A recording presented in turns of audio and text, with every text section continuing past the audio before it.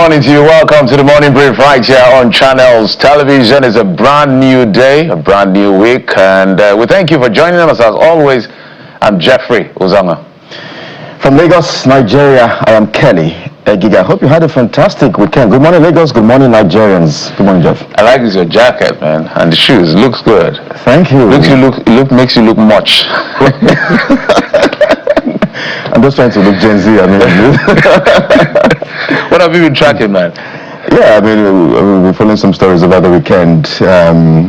So much to unpack. There's the one of article saying, there's this money that entered into my account, so I'm not the one. I don't know who sent it to. And I just wondering, please send the monies to us. And then, of course, the revenue guy, some would call him the tax master, was on our platform yesterday, speaking about the economy and just how much money President Bola Tinubu has made for Nigerians. He was telling Nigerians just how much the governors are now receiving, or states are now receiving, compared to previous administrations. And indeed, we can indeed say that to a large extent, I think these governors are receiving humongous amounts of money, huge amounts of monies. Yes, indeed, they are receiving these monies because they're making more monies as it stands right now, as it were right now. But Nigerians are still continuing to question exactly what these states or the subnationals are doing with the money. So, Zach, who is the FIS guy, you're doing a fantastic job. You're helping the country, generate more income. And I think economists around the world would always say that you need to generate more income internally so that you can help boost the economy or boost the economy, as the case may be.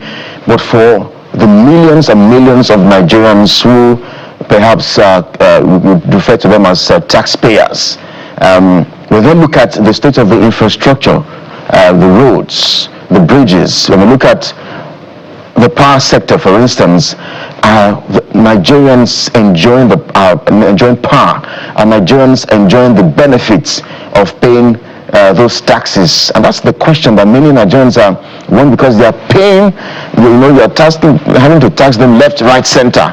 I think the other day we heard that they're going to also lift electricity tariff as well, or improve or increase it rather. And Nigerians were wondering, you've taxed us here, you've taxed here and here. How much is the income, for crying out loud, they're having to do that? So if Nigerians begin to see what exactly government or the subnationals or the government at the center is doing with these huge amounts of monies being raised or generated, I think they'll perhaps appreciate better what the government is saying. Else, it will just be the government always saying, we've raised these monies, their numbers, we've increased the revenue from this to this, go and hold your governors to account. The president has said that over and over again. And it's like we're just moving around circles or playing politics with all of this, because some people have questioned, why exactly is the president not able to sort of maybe enforce a bit, make the governors, they're all, 31 states are all APC-led governors or APC-led party, governorship. So I'm wondering, why are you unable to indeed make these people, do more for their people? Why are you unable to ensure that the Supreme Court judgment, for instance, that is authorizing local government autonomy, since 2 years now, since that historic and landmark judgment, we only see it functional or being implemented in Osun states where there's a court party. So it's good that we're raising monies, but can Nigerians feel the impact of these monies that you're generating, Mr. Zach Adedeji? That's the question, because left, right, center, it looks like the hardships, there's hunger everywhere, it's biting really hard, it's biting on the average Nigerian household. And you can say you've raised as much as you think you have raised, but in the reality, I'm not sure that Nigerians will indeed appreciate what you're doing for the country if they cannot feel the impact in their pockets, in their households. Jeff? Yeah, at the end of the day, it's about household. But let's contextualize a few things, Kelly. First, Zach Adedeji is a very brilliant young man. He's a young man, he's a gentleman, and not perhaps blessed with the gift of the gab. Communication is not particularly his strength, but he kind of understands what he's doing with the tax.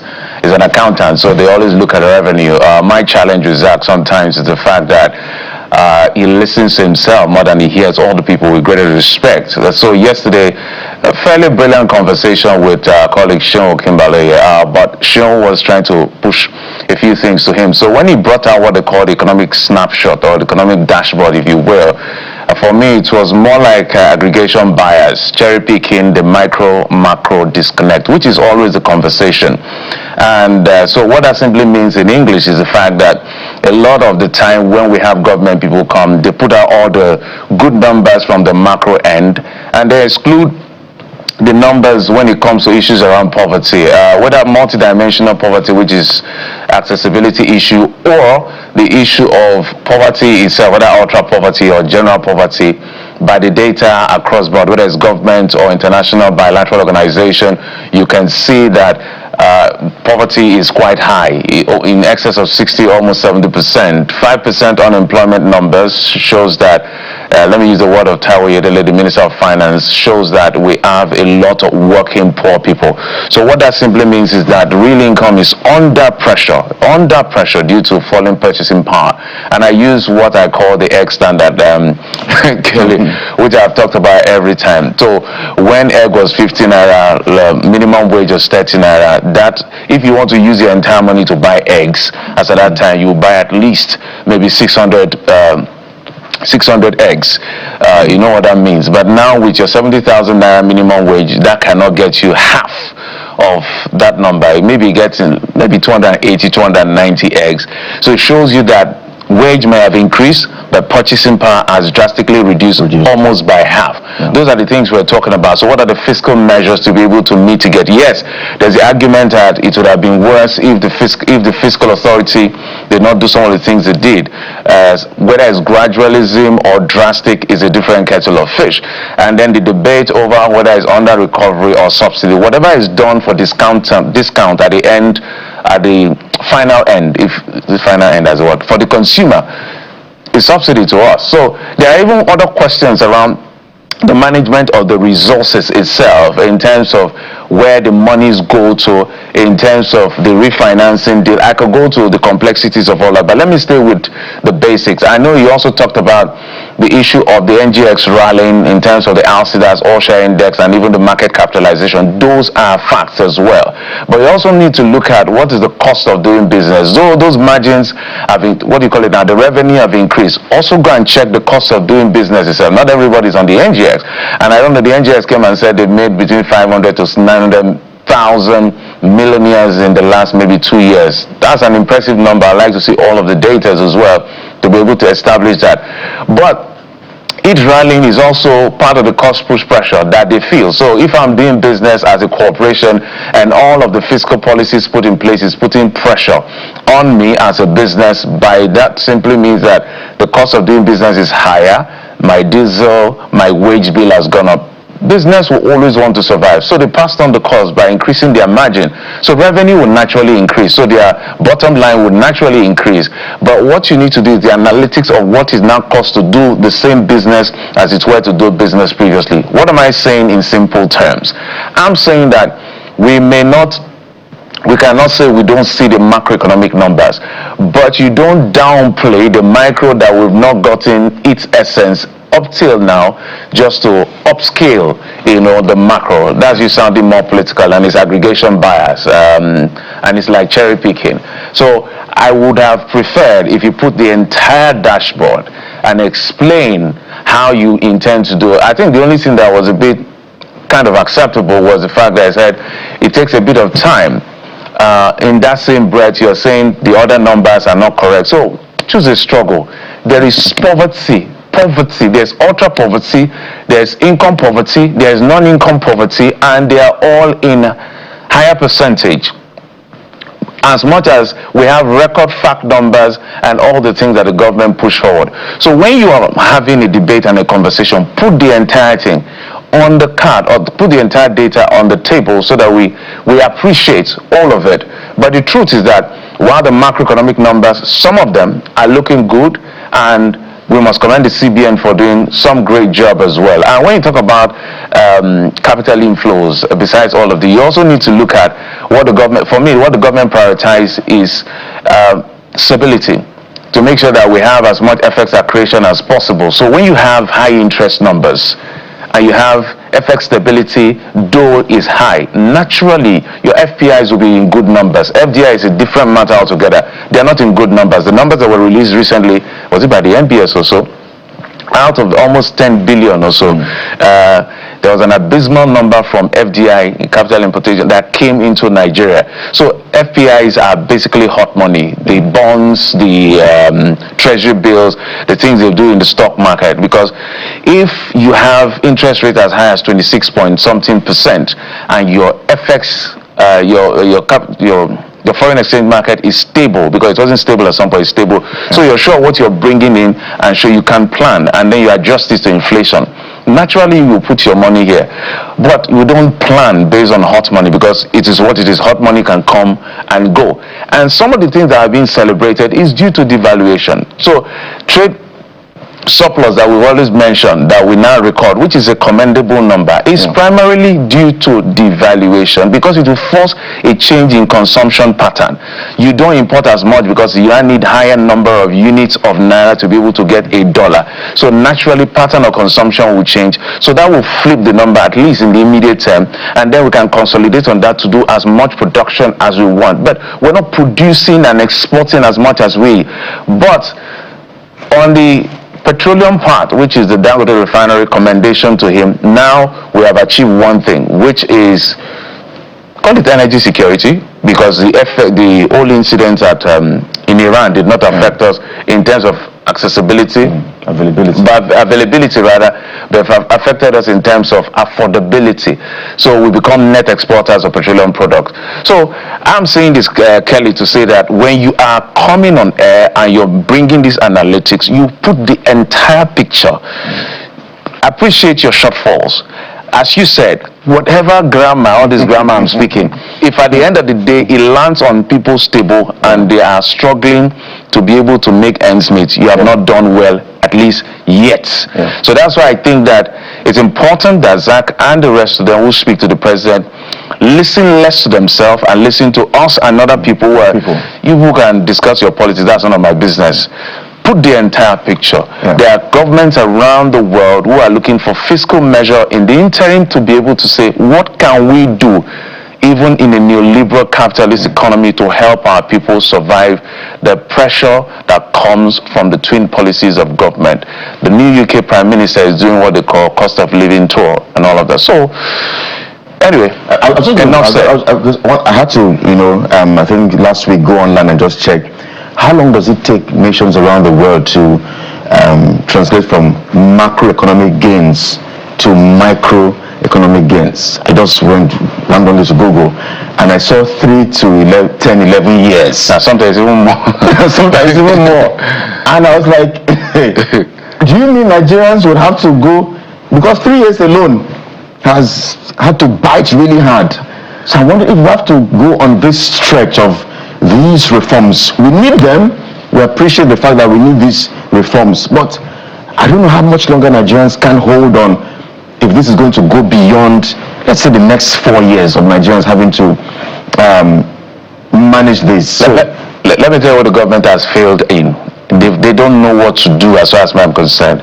Now they are seeing that the macro is looking good, the micro is not looking good. I look at them as doing what they call the waiting game. Just wait, it will come through. But I think they need to tweak that approach to governance in terms of whether it's subvention or production subsidy or whatever it is that has a significant compounding effect on the people.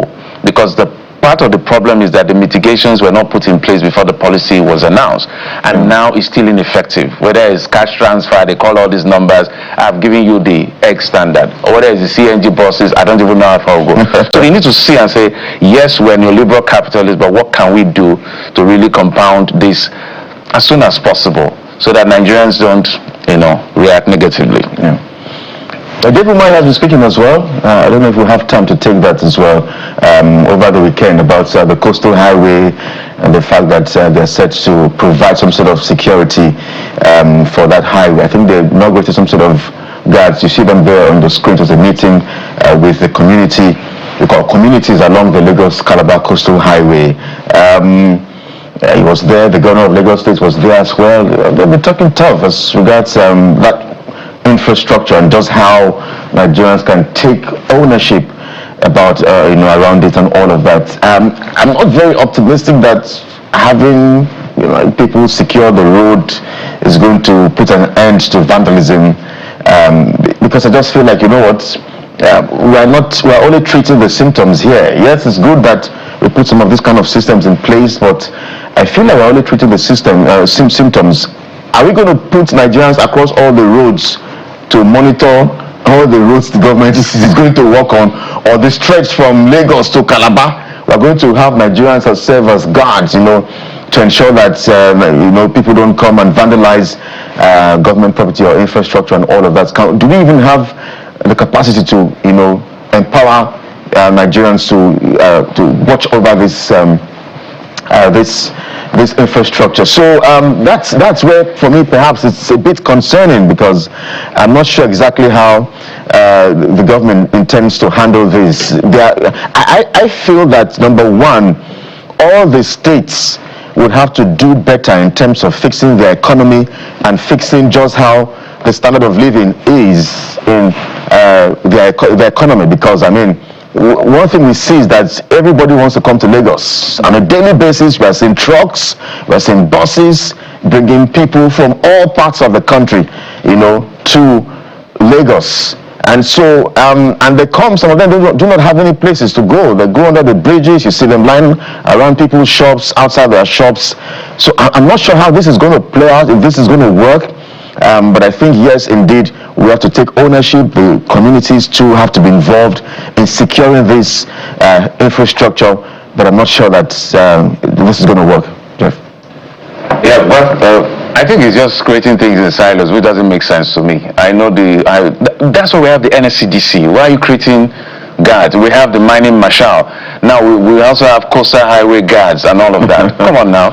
We have forest guards as well, remember? At least that one is, understandable. So all of these silos and creation, it doesn't make sense to me. So every project now will now have special, marshal or guards now.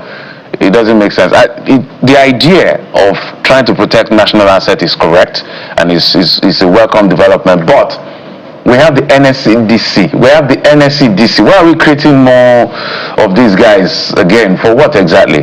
In fact, in Lagos, for instance, I see all kinds of people in uniform. There's a particular group that I think their uniform is a bit grey dark. I'm not sure what they're even doing. I think I've seen those guys as well. So I don't know what they are. One day I'm going to stop and ask, what exactly do you guys do? Why are you separate from lawman? Like, because I see them around traffic. So I don't think this is necessary. Give this job to the NSCDC, or get these guys to join the NSCDC and deploy them to the highway. We can't have the multiplicity of all kinds of groups, or is it guards now, and all this marshal all over. So every sector now, every ministry can now create something, because we have the mining people have done their own to protect the mines. And we now have a highway. Maybe we have another one for environment. We have another one for schools as well. Health workers. Doctors are complaining that the way patients and families have saw them at the hospital, maybe have health marshals to protect. Come on now, we can do better than this. But we'll take a break, and when we come back, we'll bring you what the papers are saying. Stay with us.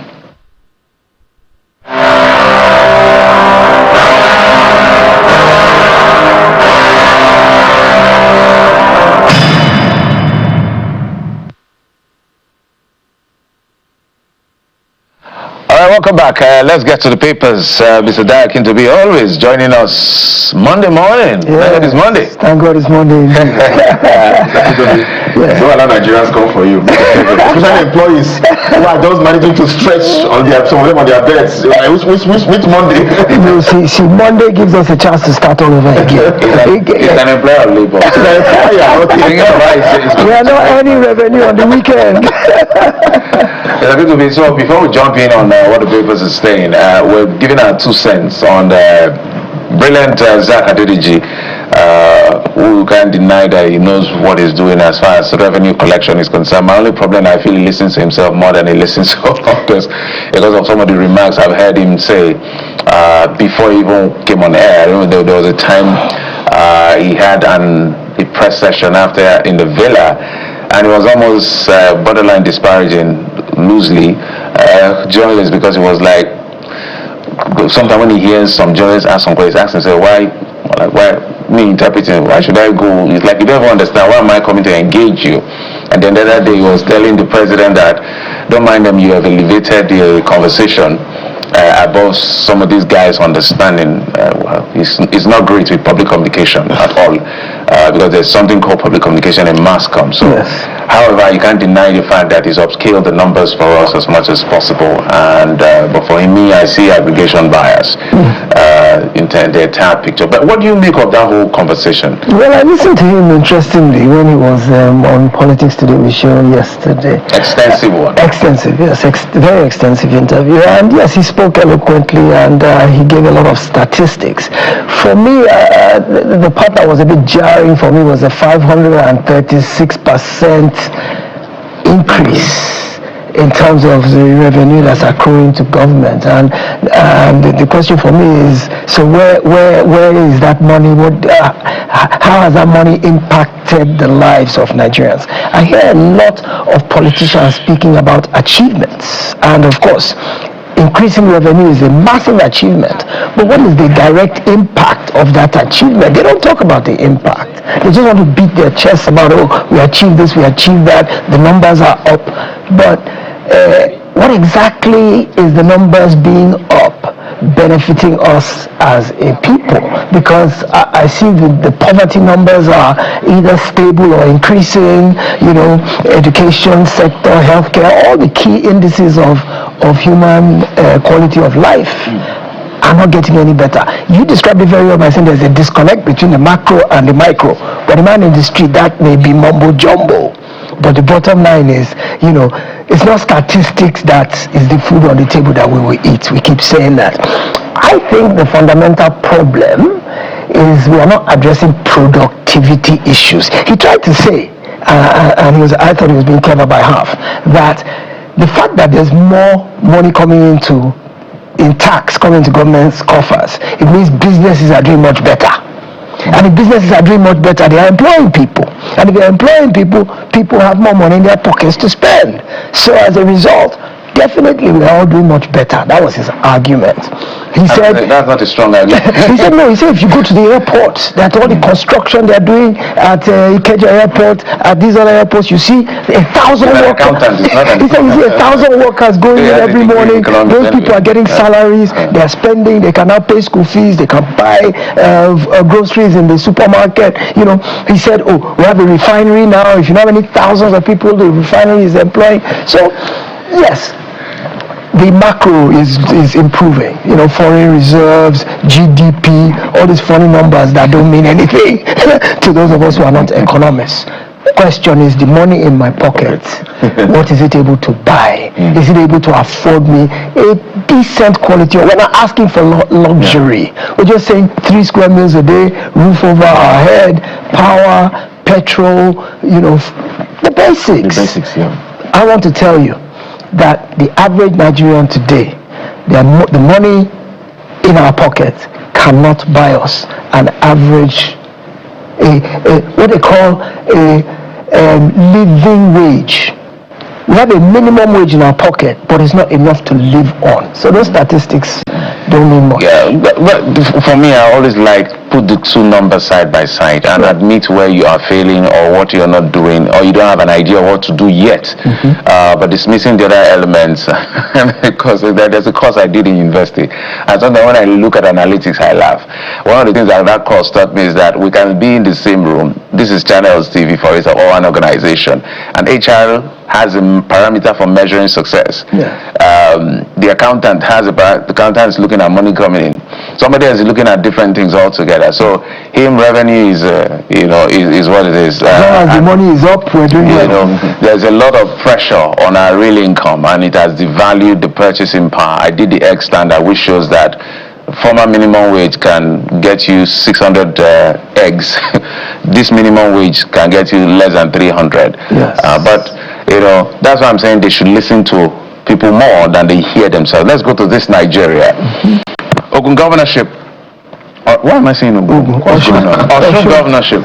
Fear, apathy, cast shadow over poll. CSO coalition urges credible, violence-free election as APC chieftains call for restraint INEC suspends collection of PVCs ahead of Saturday's election. I heard that there's going to be a literal storm in Osun State. I don't know why when off-cycle election happens, governors leave their states. It shows that we have a problem. No, for me, it shows that we have a problem. You cannot explain it. I can't understand it. Why governors will leave their state and will go and camp in Osun for days because of one election. Anyway, let's talk about the papers first. Yes, the run-up to the Osun election is worrisome because we are seeing unprecedented levels of violence. Yeah.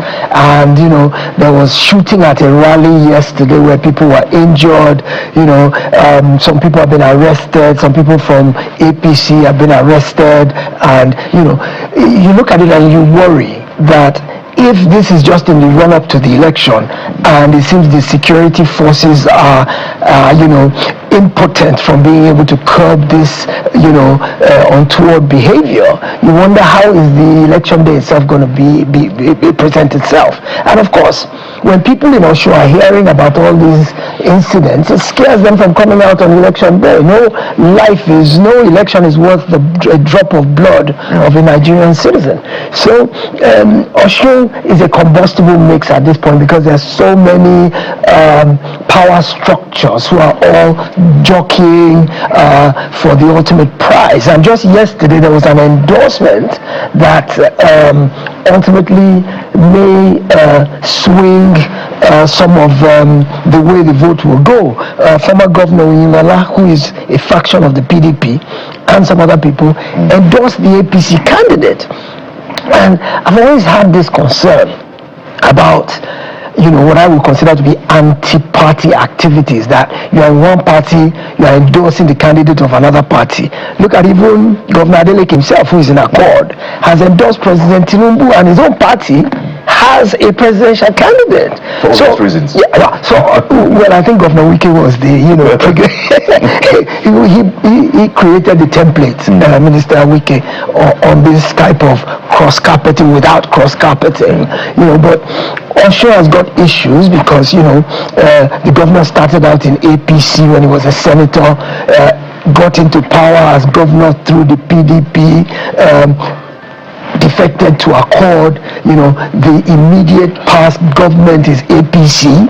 Was APC, and they've not rested on their laurels in the last 3 years and want to capture that state house back. So there's so many power centers that are jockeying for position. The governor met some people in Accord when he defected. Those ones are disgruntled, saying, we've been working for this party. You can't come and just, leapfrog over all of us into a position of prominence. So I think it's because there's contention between so many competing factors, and they're all as formidable.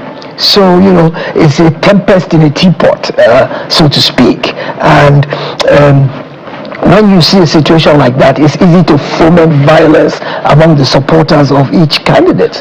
So I hope the security personnel will be more on the ball in the next week or two to reassure the citizens that they'll be safe if they come out to vote, because one of the things that can sway an election is fear. We talk about voter suppression, we talk about intimidation, but if you are afraid to come out and vote, that in and of itself, is rigging in a way, because if you don't come out and vote for your candidate, the candidate who can persuade his voters, his supporters to come out will carry the day. So we hope Osun goes well. We all talk about wanting free and fair elections, but we also want safe and secure elections. It's not just about it being free and fair. Well, I'm just looking at the numbers here for the last elections, Osun State's governorship elections in 2022. Adeleke won by, I think, just over 400 votes, or with 400,000 votes. With this level of violence, I'm wondering just how many residents would even come out this Saturday, because we are barely now 5 days to go. But let's take a look at the Abuja Inquirer. States with politics, and it leads with 2027 parties get Tuesday deadline for submission of candidates.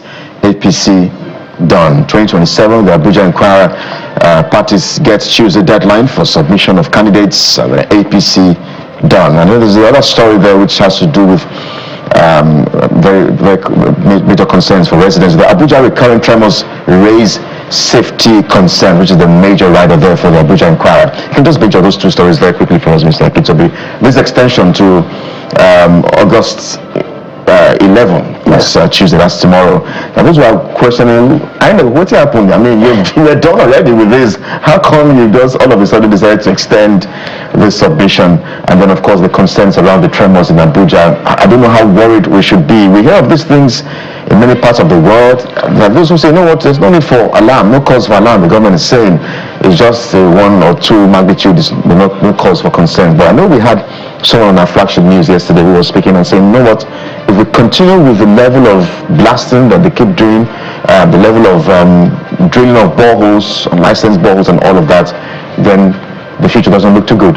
Yes, let's talk about the extension of the deadline. Yeah, I want to believe that INEC didn't do it because of pressure, but did it simply because it saw that the numbers of those that were meeting the deadline were infinitesimal compared to how many people needed to actually submit this thing. And I think too many were not ready and didn't have their submissions ready to where if they maintained a hard line on the existing deadline, they wouldn't have had enough parties submitting the required information. APC is done, which goes to show a level of efficiency.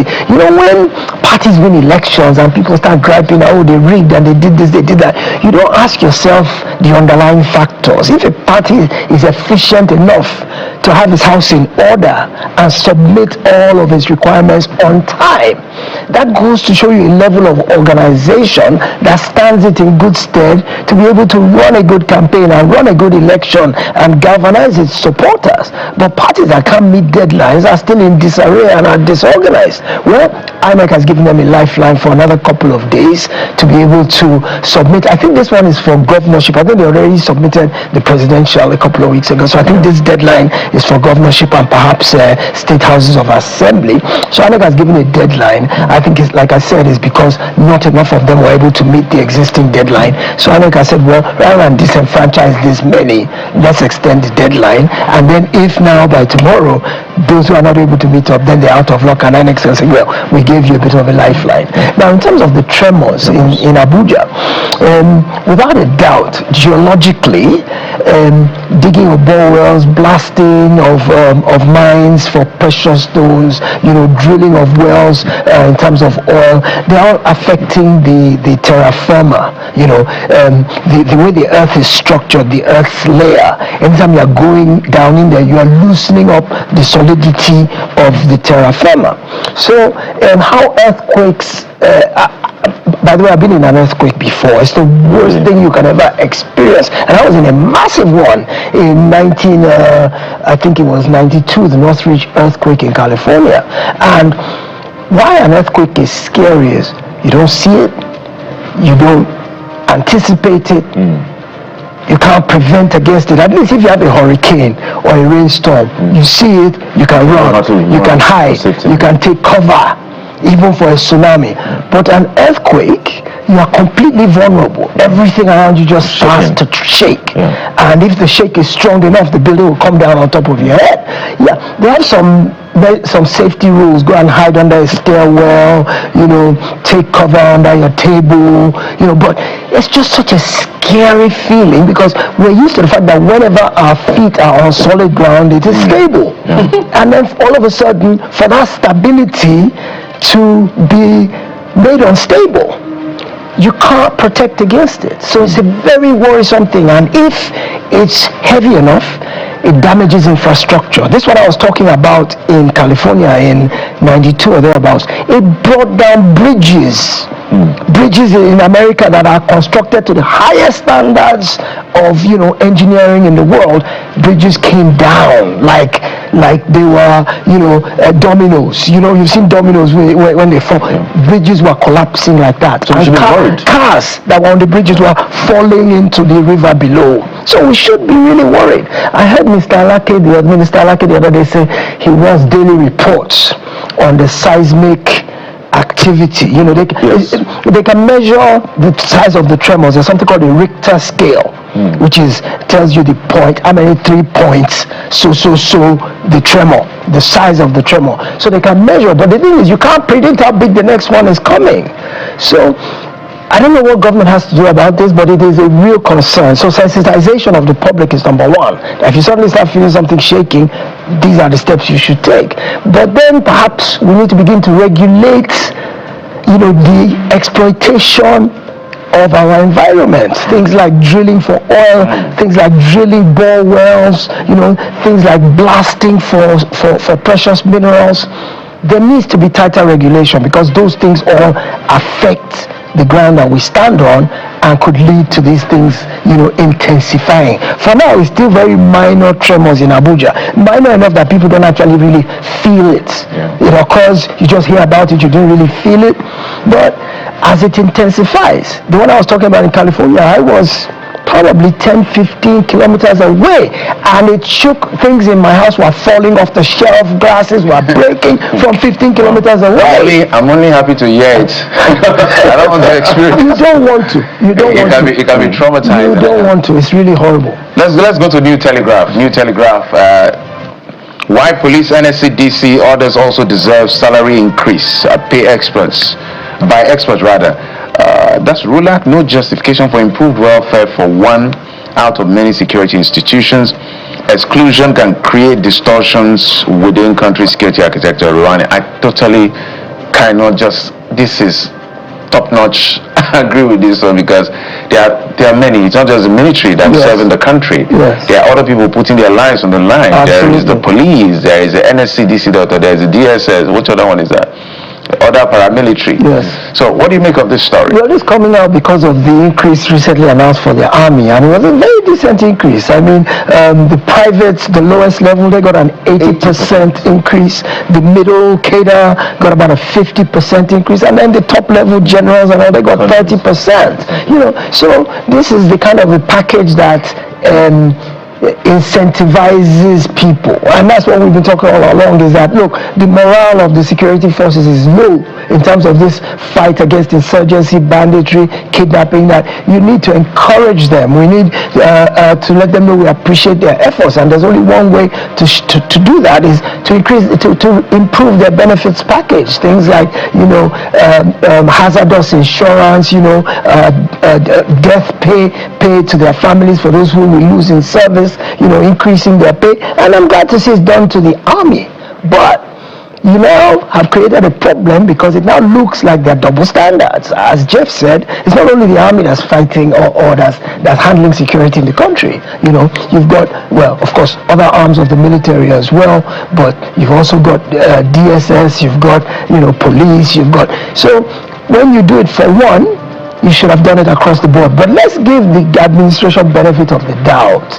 They've got to start from somewhere. They may not have enough money to do everybody at the same time. But what they should do is reassure the others that yours is coming. Yours is on the way. Yours is on the way. You will get it, because you can't favor one side if what you're trying to do is boost morale, and they're all putting their lives on the line, and you favor one side and you leave the others neglected. So I get the sense that the others will get there soon, but government needs to communicate that to them clearly, that we didn't forget you, we're not neglecting you, we just need to be able to afford it and do it stage by stage by stage. So yours will come soon too. Yeah. Sometimes the army or military will pride themselves that, there's a slap that a policeman will give you, and there's one that army will give you.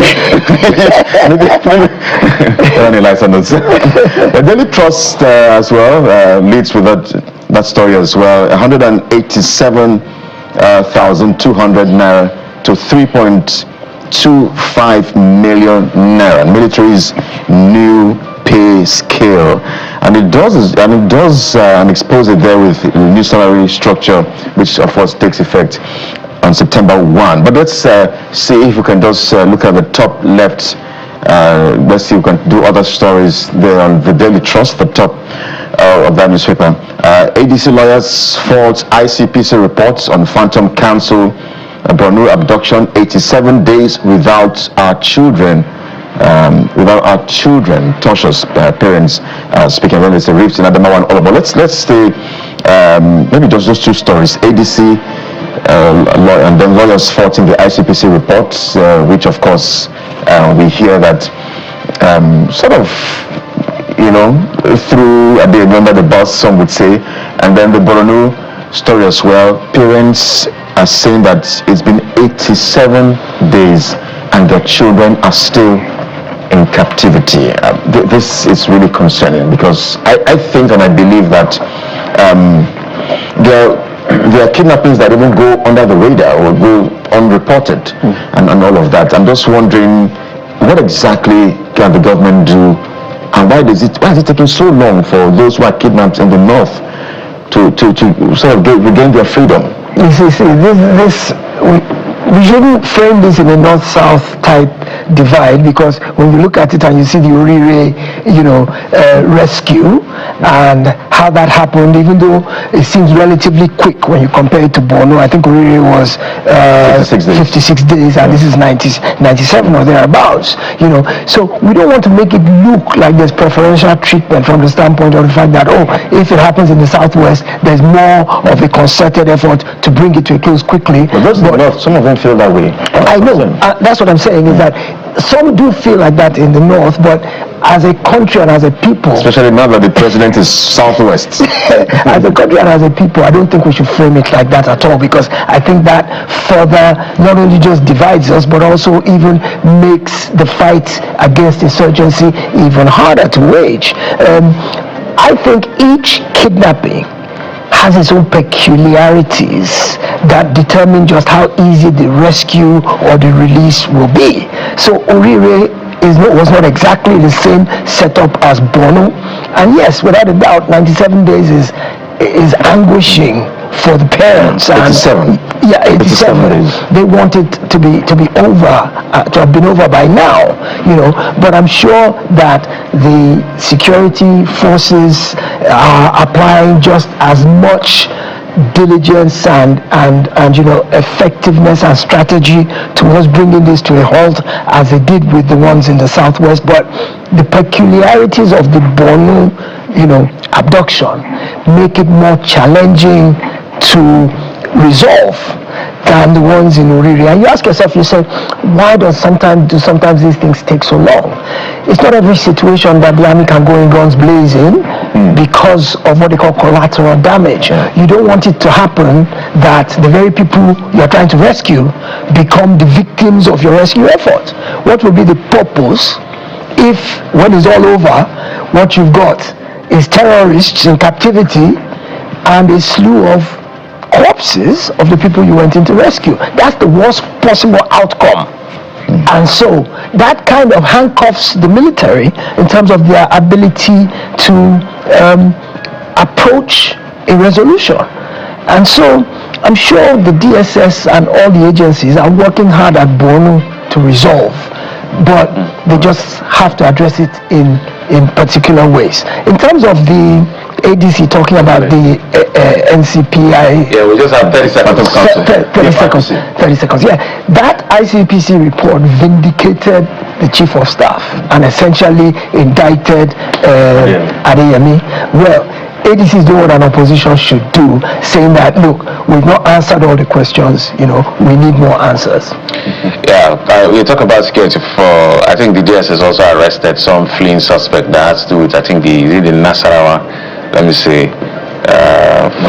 Nasarawa University professor. Remember, it was beast and all of that. Yes. I'm going to highlight that, as well as this phantom thing. That guy cannot go down alone. No, if he goes down alone, then the government is not honest. There are people involved. The House of Reps has said they are going to meet him in custody.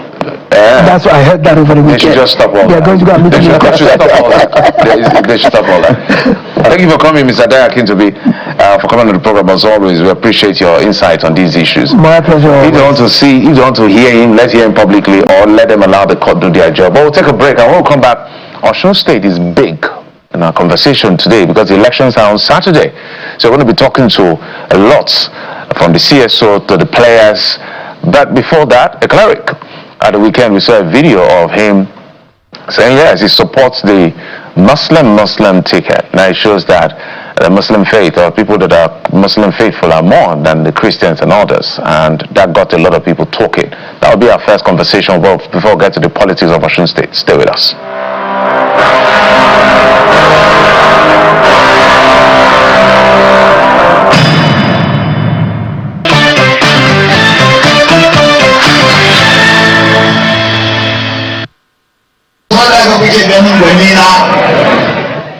I am a staunch advocate for Muslim tickets. I call on you all to support this cause. I am aware that this didn't go down well with the Christians. But are there no Jews, traditionalist Christians amongst others? Did I do anything wrong by campaigning for Muslim tickets? Neither did I stop anyone from their own slogan. But as a Muslim, it's Muslim tickets all the way. Majority, they say, carry the votes. We are the majority. I urge you all to get your PVC ready and prove to the infidels that we are more in numbers. By the grace of Allah, we will win this race.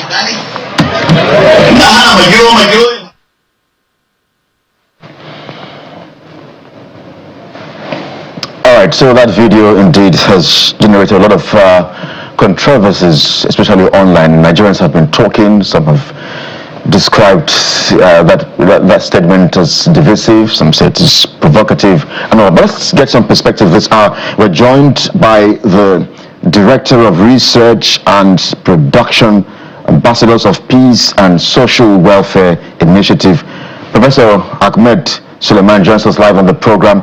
Plus we have Reverend Dr. Joseph John Hayab, Chairman, Northern Christian Association. Both gentlemen are joining us from Kaduna State. Thank you indeed, gentlemen, for agreeing to talk to us here on the morning brief this hour. Thank you for having us, and good morning to all of you. Yeah. Well, perhaps we should begin. Yes. So let's begin the conversation with Professor Suleiman. I wonder perhaps exactly how you had to receive the words of the Islamic cleric there who spoke at that meeting. Three governors I could see in that video. The governor of Kano State was the chief host. The governor of Jigawa State was there as well, and I think the governor of Zamfara State. So three governors were there, and they were all laughing and smiling about what he was saying. Like perhaps he was making a joke or saying it on a lighter note, but Nigeria is really a very sensitive country, and some would say we're a very fragile nation. But just how did you receive the words of the Islamic cleric? Yes. First of all, I think I'm very depressed to have had what I had there. But I also understand the background from which he is speaking, which is just one among millions of Muslims. He's just speaking from his own background. But I'll talk to you now from Islamic background. From Islamic background, what he's saying is totally against Islamic background. Because Quranically, Quran does not like you referring to people of the book as infidels. The Quran refers to them as Ahlul Kitab with respect. And the Quran says even when you engage them, you don't engage them with insult. And the Quran describes that among the people of Ahlul Kitab, among the Messiah, the Christians, you have very good, God-fearing people who are diligent. And even during the time of the Prophet sallallahu alaihi wasallam, when people are going for war, the Sayyidina Abu Bakr, in the 10th commandment he gave to his commander, he said when you go to a place, you will find people who are withdrawn to their churches, to their monasteries praying. Please leave them alone, leave them and what they are doing. So Islam teaches us to respect other people. So the word use of the word infidel, I find it totally offensive. Totally offensive. And secondly, Nigeria, where we and Christians are living under an agreement. This agreement is called Constitution. Section 10 of that Constitution define Nigerians as multi-religious religion. No single religion can take over Nigerian governance. It belongs to all of us. Now, secondly, Section 38 of that Constitution gives everybody freedom of religion, conscience and religion, which every Muslim, every Christian, every Jew, even traditionalists must enjoy without hindrance. If you proceed to Section 42 of Nigerian Constitution, which binds us all together, also says nobody should be allowed to suffer from the background or be discriminated against because of the background of his birth or his religion. So I find this totally offensive. And totally, especially at this time that we are letting a lot of, we want Nigerians in this point of our nation building, where we want us to see the good in us. I think this is terribly bad. And then if you also take even the issue of Muslim, you can campaign for a Muslim and say I'm campaigning for him as a person, but don't campaign against a Christian. Just like a Christian should not campaign against a Muslim just because of his religion. Campaign, use qualities, use actions, because Islam describes people from their actions, not from their identity. Quality of identity is what has been keeping us back. And when these people go into governance, they are not serving Islam, they are not serving Christianity. It is high time that the educated among us try to talk against this kind of development, because they use this as an instrument. Once they go into governance, they are not serving Islamic purpose. Yeah. They are not serving Christian purpose. All right. They are serving their pocket purpose. And this is totally wrong. And if you also look at how Quran provided ways that leadership can be elected, the Surah Al-Baqarah told us how Allah favored Dawood, but certain physically and intellectually. Right. In Surah to Yusuf, we learn that the qualities are knowledge and then trustworthiness. Yes, Prof. Because of this, you have Suleiman, so we can bring in Reverend John Joseph Hayab as well into the conversation. Just for clarity as well, the Islamic cleric who spoke at that gathering is Sheikh Sani Yahya Jingere as well. Just to put that there, that's the particular cleric that you see him there on your screen. Reverend Hayab, I'm not sure how the Christian community, especially in northern Nigeria, have had to receive the words of the Islamic cleric there. But how exactly have you received those words? Particularly the fact that I see 3 governors there who perhaps were just laughing. I'm not sure exactly why. Yeah, thank you very much for having me, and once again, good morning. Let me put it this way to our viewers. There is always a day that you will not pretend.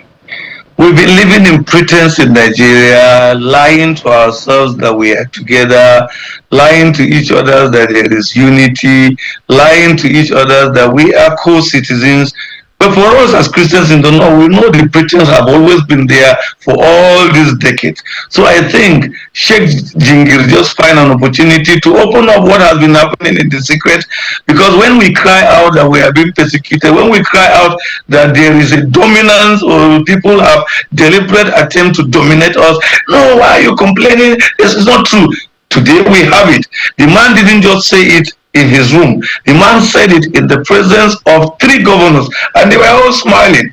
An action that would have been frowned upon, an action that would have been rebuked, an action that would have been rejected by them instantly. But because this is the reality of what happens in a larger heart of our colleagues, our neighbors here, so they just say it out. So to us as Christians, we are glad that at least Nigerians can understand when next they hear us crying, and look, we are being marginalized. When the next year, even if it is not commanded as my colleague said, I like what he said, and I'm so happy that we could have people like him speaking out. But you know, these are things that we experience every day. People looking down on us. How could someone in such a gathering call me, Reverend Hayab, an infidel, or call every Christian an infidel? He did not even have the courtesy to understand as a cleric. And I wonder, all these years of his teaching, what has he been teaching his people? You can see he has been teaching them hate. He has been teaching them dislike for the Christian folk. So when a young man out there burnt our church, killed our pastor, don't blame him. Understand where he's coming from. So for us, we just simply realize that this whole thing that has been acting as if it does not exist is coming out to public glory. Will you tell me that the current Muslim ticket that you claim to have put was only elected by Muslims? No, sir. I can count names of states that are mostly Christians. The man won in those states. So it wasn't just the Muslims that voted for him. Even though we had concerns and advised that there should be a balance for fairness, but we were not going to war to install anybody on anything. We only wanted understanding and togetherness, as our brother has quoted from Constitution. If you respect me, you don't come out publicly and make such kind of derogatory statement against me, against my faith, just for politics. It's no longer politics. It is the reality that has been going on the ground. Some months ago, we had controversy in this Nigeria, debate around whether Christian genocide is happening, whether Christians are being persecuted, and many people say, no, this is not true. Today, Nigerians, you don't need to ask another question unless you want to pretend. So the pretense have ended. We can see it clearly, we can hear it clearly, but we are waiting to see the reaction of those governors. Whatever stopped them reacting that day is another different case. We are going to see what they are going to say. Then we will see the reaction of the federal government. We will see the reaction of those candidates who the man is campaigning for, whether they like such. If Architect Namadi Sambo is listening to this, something he will tell you. In 2007, when he came out to contest the governorship of Kaduna State, because it's a candidate most of us wanted, I saw one day they were moving in their campaigns and young men were carrying daggers. I called him, I said, sir, you must not, you are too big to allow such campaign to happen with you. Tell them you don't need their support. No one should support you and be threatening people. No one should support you and be carrying daggers on the street because he's supporting you. And I'm so glad that the man who is exposed quickly asked his men to stop that nonsense, because it's not going to paint him well. So the candidates here have a role to play, and those who were there, the governors, the federal government also have a role to play. Let me tell Nigerians that within the last 10 days, the statement of Sheikh Zingiri is like the third terrible statement. There's also another video in circulation where one man said, and I quote, that if he becomes the governor of Katsina State, he will make sure that every Christian in government is removed, even private organizations in Katsina State, including banks, must sack all Christians. And not only that, he will insist that governors in the north sack all Christians. So all these things are coming within the same time to show us what has been going on. But we are grateful that we have people like Prof who understand it different, but their voice may be few. Let's take it to Prof. Prof, it's, I think on all levels, a very unfortunate statement that was made, and you've given your position. But the Reverend has said that this is perhaps the third person. I think I heard the second one, but especially this one that we're dealing with. Is there something in the script and the text that requires a bit of a reprimand for voices like this? Because this is quite divisive. Yes, there are a lot in the script, and I'll go into it, but there is a point I want to make clear, especially to my brother here, the Reverend. I have worked with him in Arewa Cohesion. He has spoken very well there, and I want him to raise up to that level. Don't bring yourself down to what that man was saying. Let's pick that man for who he is. Look at his background. Where is he coming from? What is he speaking about? You know, we should be able to judge from majority, not from minority. Let's not take selected cases to make it as a general rule. If you look at Jingi, this is a man who, on the date of it, his followers were attacked and hundreds were killed on that day. This is a man coming from Plateau State, where most Muslims don't even have, even if they are born there, their fathers and grandfathers are born there, they don't have citizenship.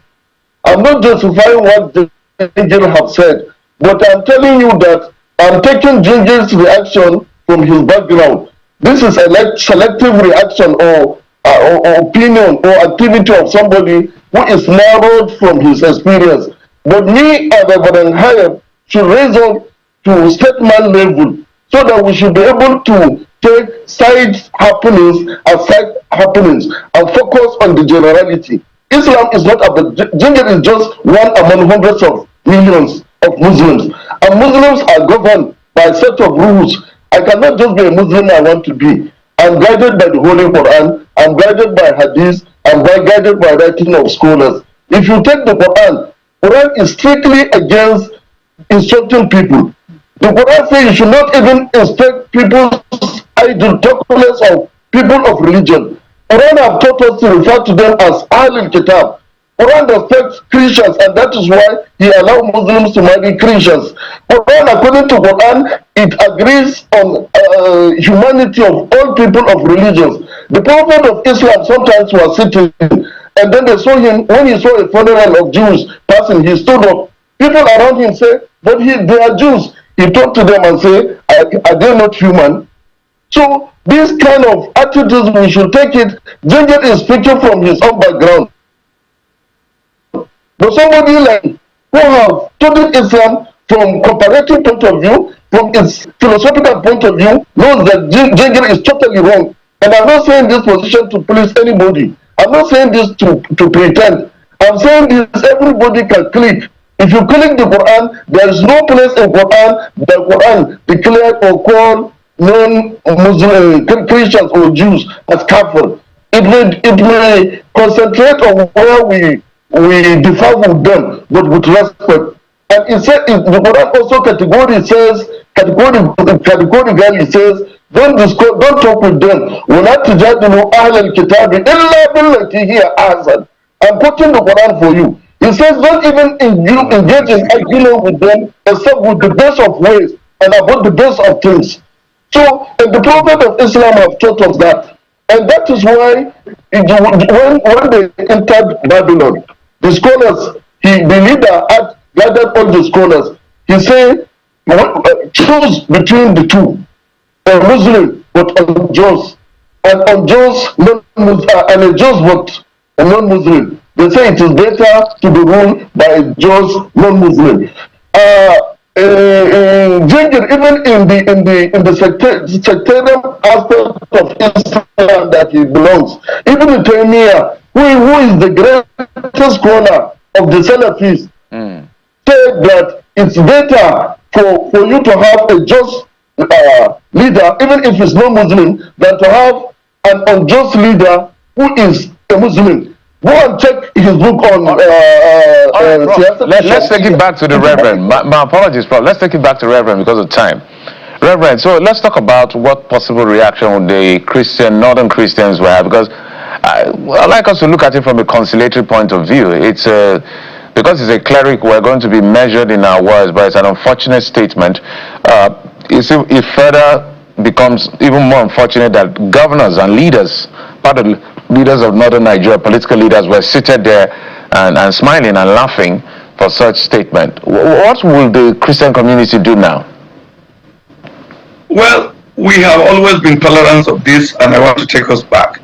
We have had worst of this statement. We have gone through worst of this statement. If Jingil have experience, we have worse experience about this statement. So all of us, but we have to be moderate. We have to be careful when we come to public space. Honestly speaking, if Jingil has said, look, let's vote for our Muslim brothers to show we are strong, it would have been offensive than adding infidel. Well, that's what I want Professor to know. The moment he went out of just campaigning an insult, then it turns the story different. So justifying what he's still trying to find a soft landing for him cannot be an excuse. But we are saying this as Christians, that look, we've had this for a long time. We've suffered this for a long time. We are familiar with this for a long time. Even some people that we meet in those organizations you see we are doing and talking about dialogue, we know there are people who come not to dialogue with us as equal partners or as friends or as colleagues or as human beings. This part they will quote the Quran and tell us what it says. But we understand this. We will not stop the dialogue. We will talk with honest people, clerics. We will talk with people who understand things right. But we should also call out people like Jingil and others like the man in Katsina who wants to sack every Christian. We should be able to call them out. And when we call them out, government can now act responsibly to know that these people are creating bigger problem for her than uniting Nigeria. Nigeria needs unity. Nigeria needs togetherness. See, we have always fight this and people pretend. Let me put it straight to you. That's why we've called for every census. The religious question should be there. Let's settle this. Why have people been running away from putting religious questions on census and then come out behind the scene and beat their chest? It is not today that Nigeria had a Muslim ticket. We voted for Abiola and Kingibe. We didn't have problem with that. We've had a Buhari and Idiabu. Nobody had problem with that. Even during Gawon, he was president and the other person was a Christian. Nobody had problem with that. And but when we start making terrible rhetorics against one another and start insulting people publicly as if, please, can we solve this problem once and for all? Let's have the religious question. Let's really know who is in this, what is the percentage, so that people will stop insulting fellow Nigerians. And government must wake up to show that in this country, you don't have the right to just speak every insult on people, hiding under politics or on religion. Yeah. Well, sometimes the current administration would argue that the wife of the president is a pastor, the Senate president is a Christian, the SGF is a Christian. But my question, which I threw to Bishop Francis Waloke, the PFN national president as well, last week on this program and platform and network, is that are the Christians engaging with the government or having strategic engagement with the government? And particularly I asked, are the Christians even trying to lobby? Lobbying is really essential, and I'm wondering if the church is really engaging with those that matter. Because, for instance, there's the ban on evangelism on commercial buses, and that the Senate has been arguing that, you know what, this has been there somewhere around 2007. So I wonder if perhaps you think the church needs to engage and lobby the government more. You are talking to someone who has been engaging with people in power, either as state, at local government, at the federal for a very long time. Even when some of these issues happen, we send them to government to see and wait for their reaction. I actually didn't know this is the subject we are going to discuss. I would have likely not even show up, because I prefer that engagement to see what government is going to do. But when we came up and I realized that's the subject, I cannot just fail not to say a word. So we are engaging government every day. We are engaging with them at different sectors. Look, the fact is that I meet party leaders, I meet government officials, I draw their attention to some of these words. I meet security agencies, I draw their attention to some of these words. I even see there's an incident happening that I didn't tell you. A young Nigerian from Zamfara State, a Christian, his name is Ezra Habila. He was recruited to start to do a training in the direct service course. He had been there for 5 months. Someone just came from nowhere and raised an alarm that there can never be an Ezra in Zamfara State. The army, that's supposed to be a professional organization, instead of protecting the young man, they locked him up for 10 days and then moved him to the police CID for interrogation. I reached out to many people. One of them that I want to use example is the Emir of Bungudu of Zamfara State. The man told me, Reverend, this boy is a Zamfara citizen. His father, yes, a Christian, but is an indigenous of Zamfara. We were classmates in primary and secondary school. I was his chief best man during his wedding over 40, 50 years ago. So I'll be shocked to hear someone saying to me that the young boy is not Zamfara. He is not just because he's a Christian. These are the reality. Ask the security whether we've not discussed with them. But we keep suffering this every day and keeping silent, trying to find peace. Peace is not coming, and get this kind of insult that we are infidels. So government is now left for government to act well. It is not that Christians are not engaging. The bill concerning banning of preaching, I think those who even did the bill are ignorant. The Constitution of Nigeria is very clear. The Constitution says that you have freedom of religion to practice both in private and in public, and to propagate. How could you have, and how do you propagate if you cannot preach it in a bus? Even the car, personal cars, we have stereo, or we have music inside, either sermon or whatever. Let's not just keep dividing Nigeria for things that have no reason. Nigerians are suffering with hunger. There is insecurity in Nigeria, and people are not reminding themselves to do what is right to secure Nigeria, so that Nigerians will contribute to nation building, and are busy coming with divisive rhetoric, insulting governors, smiling at someone, insulting their citizens. It is a shame. Let's just bring in Prof. Prof, we have to round off now, but just before we go, I wonder perhaps how you think, maybe in the north, for instance, what else do we need to do, maybe in 40 seconds or less, to curb issues around insecurity in the north. Do you think the government at the center, whether the current or previous, understand the peculiarities of the north? You know, in Nigeria, this is a consequence of what we have been through since beginning.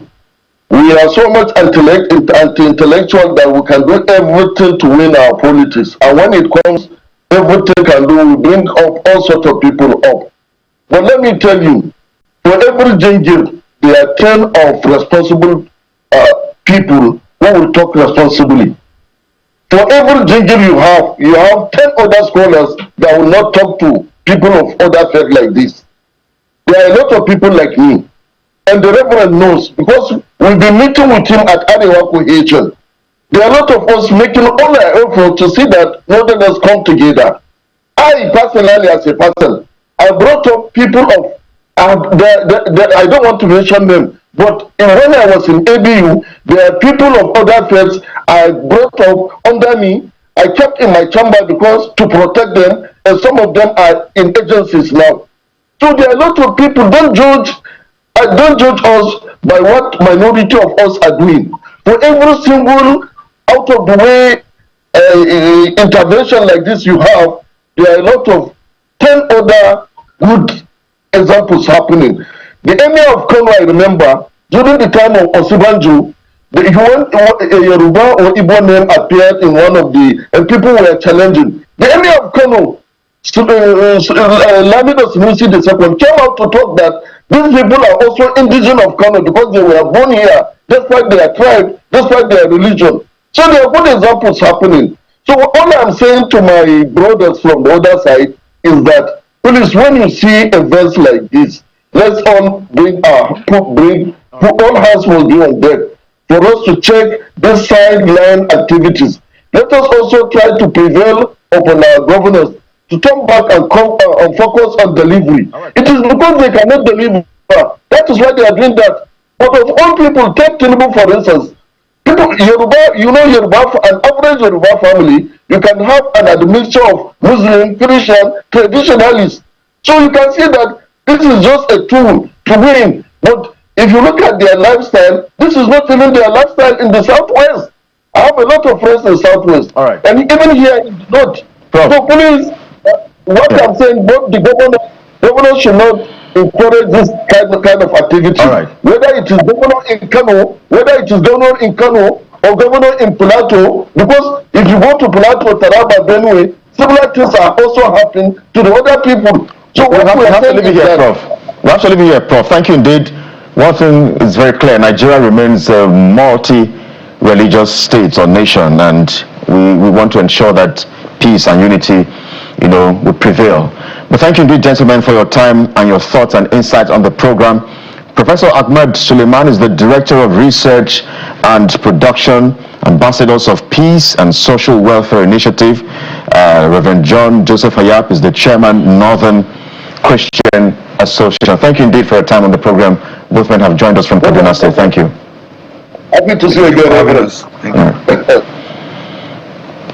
Well, this is the morning brief. Let's switch gears now and get to talk politics. The politics of Osun State, which has gotten everyone worried. The level of turbulence and violence there.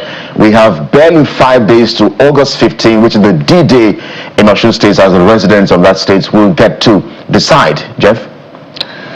Absolutely. So literally the entire program, we're going to be looking at what's playing out in Osun State. As a matter of fact, the pictures don't look good in some parts of the state. But let's bring in our first guest. Adeyemi Doro is an ABGA governorship candidate in the election, who we understand has now, endorsed the governorship candidate of the All Progressives Congress. Mr. Adeyemi, thank you for coming on the program. Good morning. Thank you for having me. It's a pleasure to be here. I think the default question will be, what informed your decision to support the APC candidate in this election? Yeah, thank you very much for that question.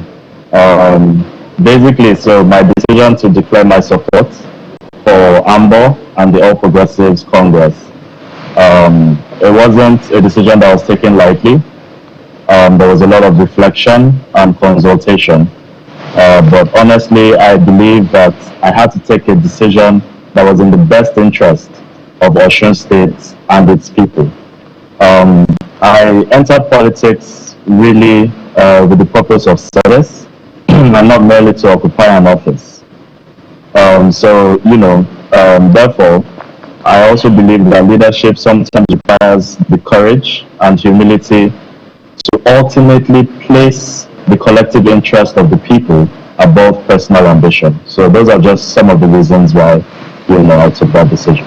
Mr. Adeyemi, did you even stand any chance? With greatest respect, I don't think a lot of people even know your name.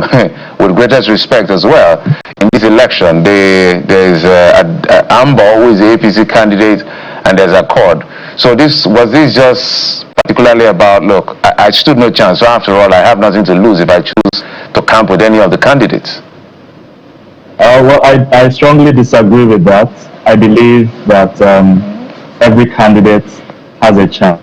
I believe that every party that feels a candidate forward has seen certain qualities in their candidates that they put them forward, and I definitely did stand a chance of winning this election. But like I mentioned earlier, my main interest is always putting Osun first, and my personal ambition will always be second. So I'm also someone who chooses cooperation over division, and I believe that if I can identify a candidate, which I have done, who can also exemplify some of the things that I'm trying to achieve for the people of Osun State, I'm humble enough to take a bow and support that candidate. All right. Politicians, I know you people always say that this is about the people. You've said that you did consult with the people and before making this decision. What my colleague was just asking you is if you indeed stood a chance at all in the first place. ABGA have never won any elections in Southwest. Your stronghold still remains Anambra State, at least for now. So one would perhaps question exactly if you indeed the kind of support you would have gotten from the people of Osun State, flying with that party, ABGA. But I'm just wondering, from the national level of ABGA, have you received any query yet? What have they said to you? I haven't received any query. I definitely did carry along my national leaders. I'll have you know as well that our party leader, His Excellency Charles Soludo, the governor of Anambra State, recently also declared the party's support to the president in the forthcoming elections that we're looking at in 2027. That's also the APC. So I'm not out of line. I did my consultations far and wide. I listened, and we are at a point where we are seeing a beautiful partnership. First of all, we will win Osun State for the APC, and then we'll come to the main elections for the presidency and also do the same. If you were still with ABGA, it would have been easier for me to maybe ask you the question as to who exactly is responsible for the violence there. The APC says it's the Accord Party says it's the APC. But now that you've joined the APC, I'll still ask you, who are those behind the violence in Osun State? We understand there was a shooting yesterday at a rally. Both camps continue to trade words. Both camps continue to trade accusations upon accusations. So I'm wondering, I know you are now with the APC, but what exactly is playing out there? Okay, well, first of all, let me correct a statement that you just made. I'm not a member of the APC. You're not a member. I never said you're a member. I said you are now with. A member of. You are now with the APC. You're not supporting. You're not supporting it could be interpreted in a different way. So let me just clear the air. I'm still a bona fide member of the All Progressives Grand Alliance. To come to your second question in terms of who's responsible for the violence. I wouldn't call party names. I would say in every situation or in every collective gathering of people, be it societies, be it clubs, be it parties, you would always have extremists that may take things a bit too far. So I can't point fingers at any party, but what I can do with this platform that has been accorded to me at this moment is to appeal to all members of the electorate, the people of Osun State, to keep the peace, to compete with dignity, and to ensure that we rise above the politics of yesterday and we graduate to the politics of today. We should be issue-based as opposed to targeting and focusing on individuals and causing mayhem.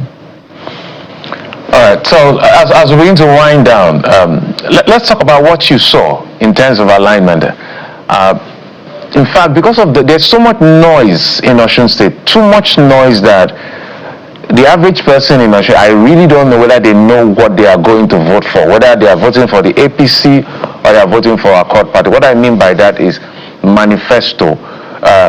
Adeleke wants to be re-elected. Governor Adeleke wants to be re-elected.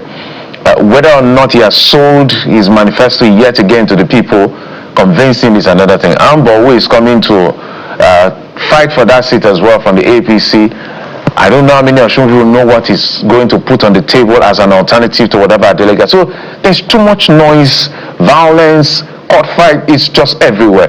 So what exactly, in principle, did you see in terms of policy direction, in terms of governance, that made you say, I won't stick with the incumbent, I'll go with the ruling party at the federal level? Thank you very much. I think I'll take it a step further, first of all, with respect to the manifestos that you mentioned and the similarities between the manifestos of the APC and the APGA in its entirety. We are all progressives, and we've come to a point where progressives are working with progressives, and this is because our manifestos are aligned. I was also opportuned to meet with the incoming governor, Ambo, at a youth summit in Osogbo, and I listened to him speak to the youth, and I listened to him make commitments. His articulation, his systematic processing to arrive at goals that he has set for the people of Osun is fantastic. And I'm confident that the people of Osun will be making the right decision by picking him as the next governor of Osun State. Well, let me just also ask you, I mean, for you to have, step down or withdraw from the race in this part of the world, one will wonder what exactly is in there for you. What have you been promised? All right, thank you very much for that question. Well, first of all, let me clearly and boldly state that I have not been made any promises by Ambo or the APC. I have also neither received any monetary incentives from the party or the candidates. This decision is based on three solid reasons. First of all, my conviction and my confidence in the candidates of the APC. Secondly, because I'm also a party man, and I also respect the vision of our party leader, His Excellency Governor Professor Charles Soludo, and I believe in his vision, and if he sees something in the APC, then I also see it. And then lastly, but most importantly, I believe that we need to take decisions that are in the best interest of the people of Osun State, and Ambo is the best governorship candidates and the incoming governor. So did you consult with the governor of Anambra State, who you have referred to over and over again as your leader? Did you consult with him before you made that decision? Or did you even ask him to step down or withdraw? Conversation. No, he didn't ask me to step down. This was a voluntary decision. He's not an authoritarian. He's a Democrat through and through. But in all that we've been in having conversations with the leaders of the party as well, who he is also a leader of the party, this is the right direction to go. All right. So let's stick with you for a bit on the issue of the policy of Ambo Oyibamiji. Tell us some of the highlights of it. So I've looked through the numbers. Osun State is not particularly a rich state in comparison to even other states in the region. In terms of the numbers, Osun State is very dependent on FARC. Although the IGR has increased fairly in the last few years, but given where they are coming from, Osun State is not particularly rich, and there's a history of one form of governance and the shortcomings of the other. Adegbeshola, for instance, we understand couldn't pay salaries, and then the successor Oyetola, tried to manage all of that, and now the leadership of the Accord, led by the governor Ademola Adeleke. There are issues around his governance as well. There are some good points, there are some bad points as well. I don't want to go into detail so that it doesn't look like we're picking on anyone. But I want to dwell on what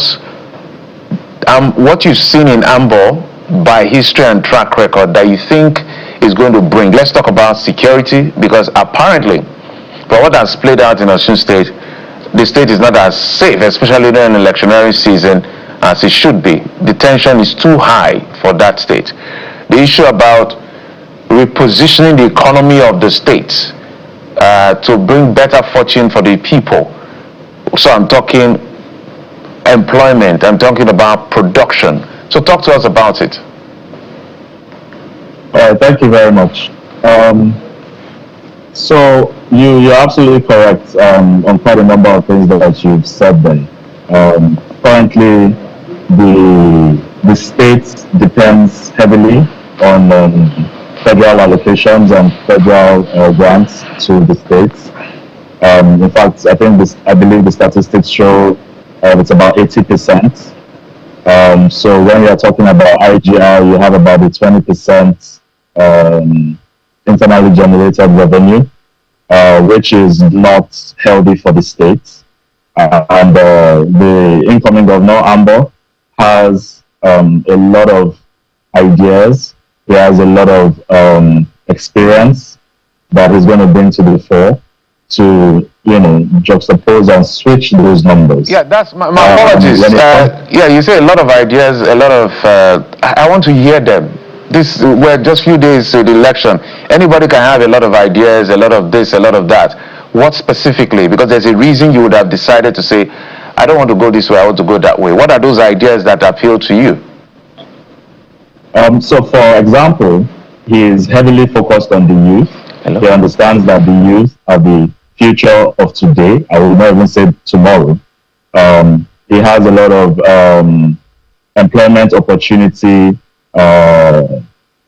solutions that he's going to bring to the fore once he becomes the governor of Osun State. That's just on the one hand. When it comes to tourism as well, that's also an untapped opportunity in terms of showcasing the rich history and culture of the people of Osun State, which can bring in a lot of revenue as well. And then we speaking to the resources of the state as well. Now, you have a situation whereby the mining structure currently in the state is not properly structured, right? If this is properly managed and there's a reduction in wastage, which Ambo definitely is the man to handle that, then you'll find a situation whereby the IGR will definitely increase as well. That's just to mention some of the things that I've identified from what I've seen and, conversations that have been had as well. But ultimately, Ambo is still the best person to speak with, to articulate this in further detail. On paper, it looks good, because I'm not sure when you say he's the best. I mean, it's on paper. It's what the manifesto says. Is there a proven record? Has he led before for you to say, oh, he's done it before, so he can do it again? But let's even imagine that you perhaps did not withdraw your own candidacy and you are on the ballot, and as you have mentioned earlier, anything is possible in politics. Let's say you had the chance to govern Osun State. What are your plans?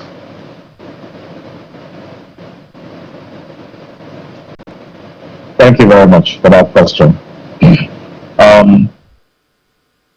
My plans for the states are to, before I step down, were to modernize the states. At the core of that was education, right? I believe when you have youth and children that are raised right, with education, you can achieve anything. My late father was a professor, and he was a surgeon. And really, the legacy that he handed down to me was education. With education, there are no boundaries. And we live in a world today wherein we need to advance our education to be able to compete with the world. That was the core foundation of it.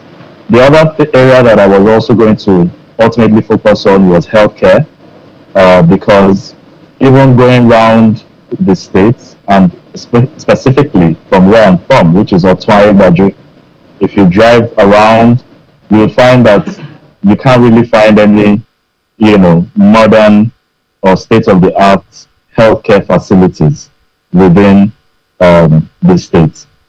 That is also a big challenge, and that was an area that was also of high importance to me. Thirdly, was with agriculture. It's a heritage that is a thing of pride for the people of Osun State. I remember growing up, and my father would, insist that we come into the garden, till the soil, put manure. I never really understood it then, because I was always wondering that, what's this all about? I wanted to play video games. But I then understood it later that even with the level of exposure he had, he was well traveled, he would always let you know that you have to use your hands to get things done. And agriculture, right now, even in Osun State, we are not leading. I believe we are about 6th in the country, thereabouts. And I would have liked a situation wherein I could have put us back in number 1. So those are the three foundational pillars with which I was going to focus on. And obviously there were other things like security and whatnot. Yeah. As we wind down the conversation, so for you, do you think that because there has been the narrative of whether or not this election will be free and fair, the Accord party is saying the government is bringing federal power, they want this by all costs. They are saying it's not done well, that it's using narrative to counter their position that if he did well, the people will support him. So what's your position as far as the issue of these federal might issues are concerned? Just recently there was an embarrassing situation where the EFCC had done their job in terms of freezing an account. They have the right to do a couple of things, but the timing was a problem. The president said it was embarrassing to him and he had to tell them, go to court, vacate that order. What do you make of a free, fair, credible process? Do you believe it will happen this Saturday? So I believe it's possible to have a free and fair process at this coming election. I believe that ultimately it rests in the hands of the people. I would encourage the people to not allow themselves to be used as tools for negativity. I would encourage all political leaders to let us disagree without hatred, to let us compete without bitterness, and let us cooperate where we can. And above all, let us put Osun first. All right. Well, thank you so much for coming on the program. Deshina Deyemi Doro is an ABGA governorship candidate in this election. But now, I said I'm not doing again. I show my support to the APC candidate, Ibamiji. Thank you for coming on the program. We appreciate it. Thank you for having me. It's been a pleasure. To go on the break, when we come back after this break, we're still going to continue with the conversation in Osun State because the elections are just days away and there are disturbing images coming from that state. I hope we can get those images, if we can blur them, to see how we can talk to the issues that are being raised, because right now all of the issues that we're supposed to be discussing in terms of policy alternative is being beclouded by violence, and whether or not this election will be free, fair, and whether or not there will be voter apathy. There are so many questions. Stay with us, we'll be right back.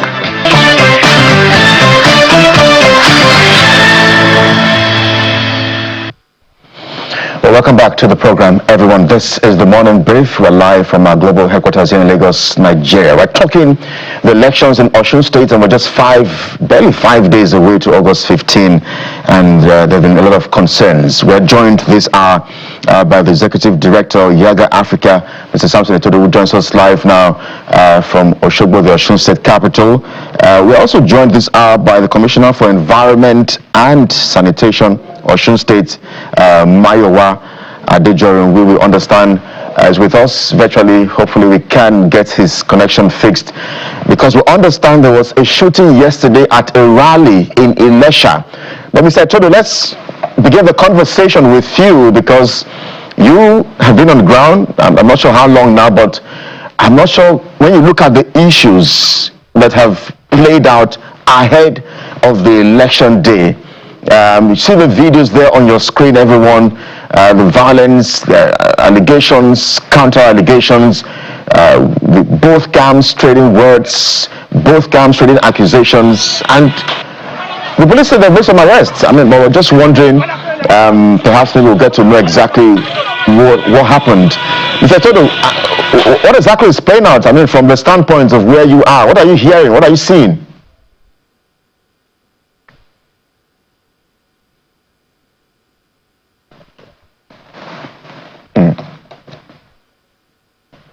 Mr. Etodo, I think you need to unmute. I am unmuted. Can you hear me? You now, please go ahead. I mean, from the standpoint where you are, and since you arrived in Osun State, yes, what's the atmosphere like there? Well, you clearly know that when you get to Osun, you know that an election is in the offing, because the state is politically charged, and it has been charged, for close to a year. But building up to this election, you can see we expressed several concerns about the state of security. And if there is one test that this election would have to pass, is the security test, because these levels of pre-election violence are totally unacceptable. You can't have a situation where prior to an election, all parties cannot campaign without any form of attacks. Is totally unacceptable. So from the look of things, you clearly see that the political environment in the build-up to this election has not only been heated, but to a large extent is being compromised. And when you have these kinds of developments, it puts fear on the part of the people of Osun, that their safety is not guaranteed building to the election. Mr. Etodo, so, well, in fact, there's a video we can't show because, except with blood images, because, of course, due to NBC's regulation, there's a blood everywhere. And then that video, they said, is suspected Accord thugs from the APC, saying it's suspected Accord thugs that attacked their people during campaign. We also, the other day, we saw Accord Party accusing the APC of damaging and destroying billboards and things around their secretariat. So it looks like everybody's taking turn to destroy and harm as many people as they can. The question now is, what exactly are the security agencies doing? Because politicians can go crazy with greatest respect for whatever they want, but that's why we have security, to put everybody into that space of sanity. Well, as you know, last week we met with the... Hello, can you hear me? Yes, please go ahead. Can you hear me? Yes, please, go ahead. On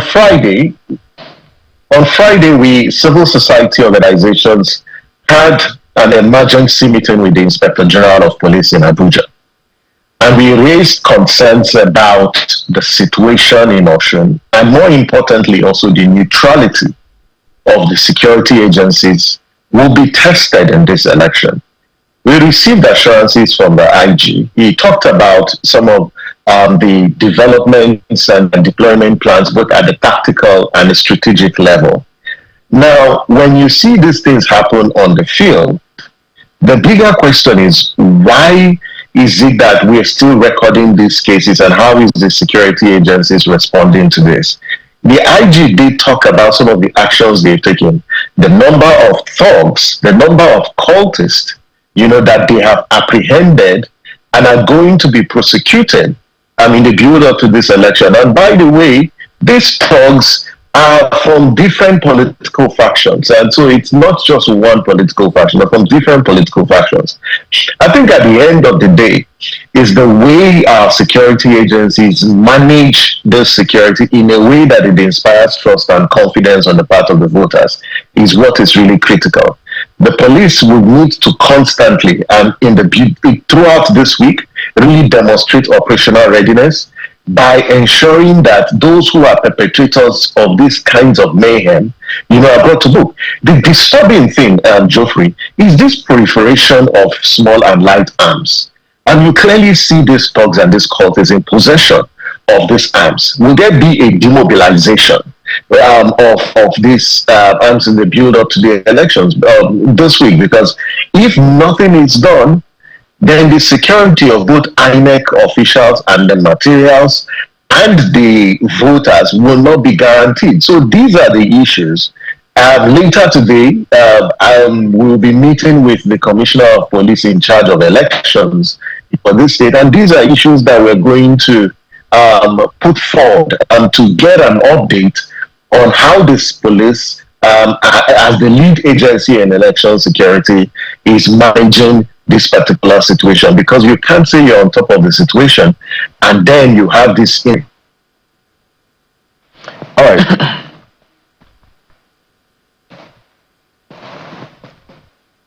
Well, Samson, it looks like we've lost your signals. All right. So we understand the Commissioner for Environment has joined us, Osun State. Mr. Commissioner, we understand you were around the rally in Ilesha yesterday. You were arrested and then you were released after 24 hours. Paint a picture of the backstory. What exactly played out? Commissioner for Environment, I think you may need to unmute your mic. Commissioner for Environment, Osun State, you may need to unmute your mic, please, and speak to us. Mr. Mayowa Adejore, who has joined us live on the program.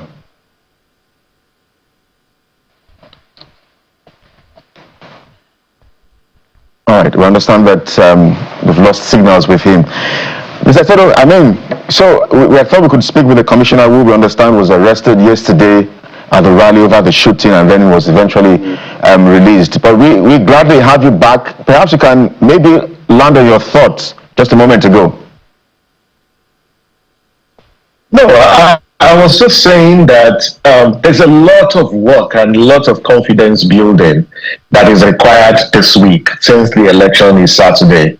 And I think our security agencies would need to demonstrate that they are able to curtail the excesses and this determination by political actors in Osun State to disrupt or intimidate or make it difficult for the election to hold. And I want to give them that benefit of doubt that they are able to deliver, because at the end of the day, the security and welfare of Nigerians is sacrosanct, and that's what the Constitution says. So we hope that they're able to perform that constitutional duty. Mr. Todo, let's talk about the issue around INEC preparations, because INEC is not security agencies. Their job is just to manage election. From where you've been in Osun, I think since yesterday or so, so I'm sure you would have done your field assessment in terms of INEC's readiness. There are fears of, rigging, There are fears of federal might, as accused from the Accord Party. There are all kinds of fears. But from a CSO point of view, what are you seeing in terms of INEC's readiness to be able to conduct free, fair, and credible election? And is there also, from what you know, are we going to see voters turn out, or this is going to maybe increase the voter apathy?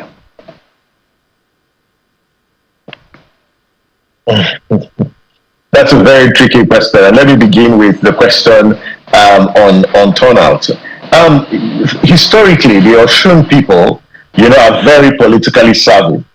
They show up at elections. They participate actively in political affairs. So we expect that they would show up. Secondly, this is a competitive election. And the Osun people are ready to actually cast their votes. Now, the question is, will the environment be safe and secure for them to exercise that franchise? I hope we don't have a situation where, depending on which side of the divide, thugs and cultists and even compromised security officials would suppress votes and make it difficult for people to cast their vote. Again, these are possibilities. So all of this could impact on the levels of turnout. But as far as what we see in this state, the people of Osun are determined to actually come out and cast their vote. I think the point about INEC's operational readiness, I think INEC's preparations for Osun, this particular Osun, it's not in doubt. The commission has performed and has prepared, for this election. The bigger question is what happens, on election day. And there are just three key. The first one is about logistics. That I hope that, by 7:30 a.m.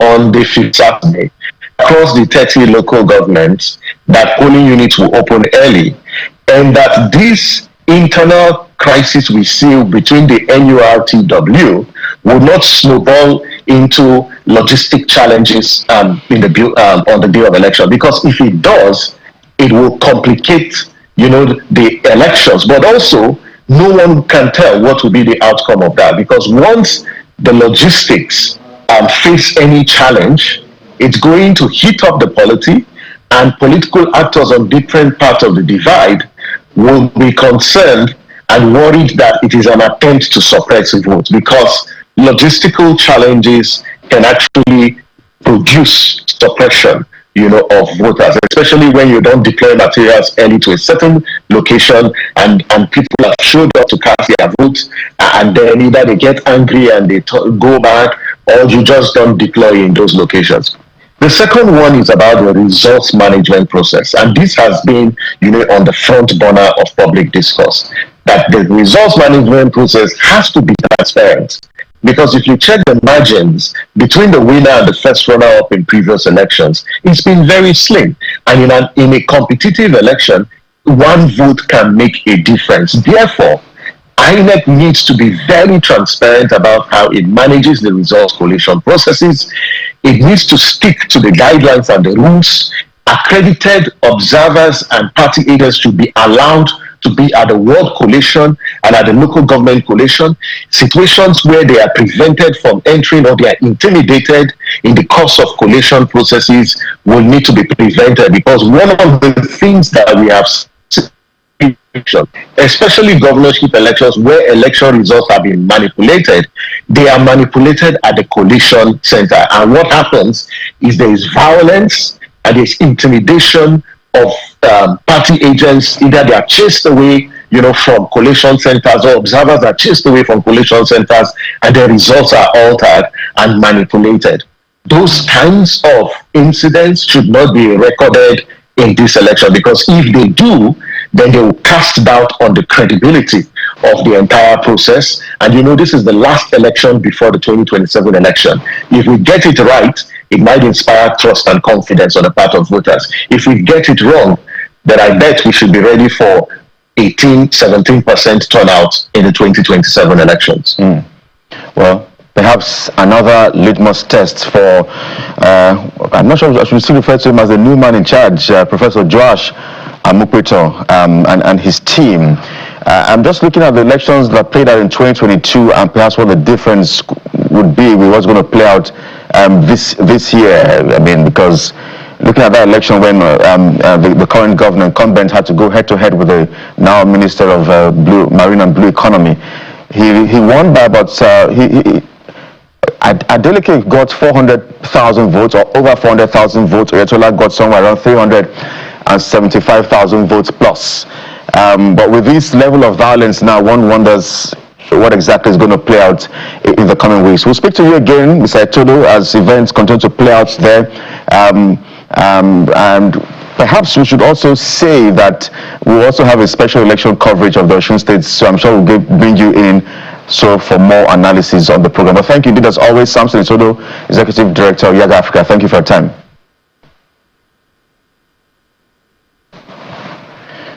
All right. I'm not sure we have something with us again. Yeah, it was very kind of him to join us. We're looking at, so we're going to cover the elections right here on channels, television. People will be on ground. There will be studio there. There will be studio here for us to, how we do elections on channels TV. We've got every angle covered as much as possible. But before we go, let's tell you that the Department of State Services, DSS, has arrested 3 more fleeing suspects linked to the kidnap of the Nasarawa professor. You remember the Professor Samuel Avenge Okunsebo of the dean. Is the dean of agriculture, Nasarawa State University. So I can't call them gentlemen. Saleh Babura Abubakar, Usman Abubakar Marega, as well as Yakubu Abubakar. A lot of Abubakars in the names here. I don't know whether it's a coincidence, but they were trying to flee, but the DSS, according to the story, gunmen kidnapped the professor. I think that was July the 15th at my equal border community between Lafia and Nasarawa. The 2 suspects, including lady, were arrested by DSS at the time. So these ones were about to escape, and intelligence agency said, no, you ain't going nowhere. So they will have their day in court, and they will go the way that people like them go. I will continue to commend the DSS, the armed forces, everyone involved in keeping our country safe. Keep up the good work. Where you do well, of course, we're going to praise you. Where you're not doing well, we'll be critical. But thank you for the arrest. Let them head to courts and let them find justice. Let the people involved find justice. Let them be sent behind bars if they are found guilty. Yeah. Really commendable there from the DSS. Absolutely. We hope we'll get to even prevent more of these incidents as well from happening. And they look really young for me, Jeff. I'm not sure what exactly is in this whole kidnapping. Some say the new oil, but I mean, I don't know how you get to challenge your dreams just because you want to make money, and then, well, we just have to leave it here. Maybe just one more. A solar panel installer struggling to climb down from a rooftop as heavy rain pours there. Man, I was going to say, well, you know how it is like being a man. When you have a family, you just have to hustle. This doesn't look too good at all because anything can happen. And you know how sometimes Nigerians we can throw safety to the wind.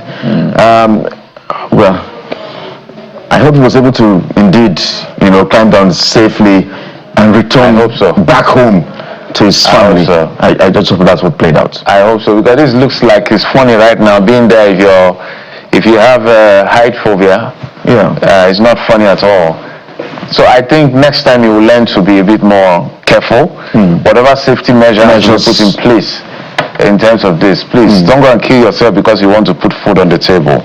That's totally unacceptable. All right, so I think that's much we can take on the program.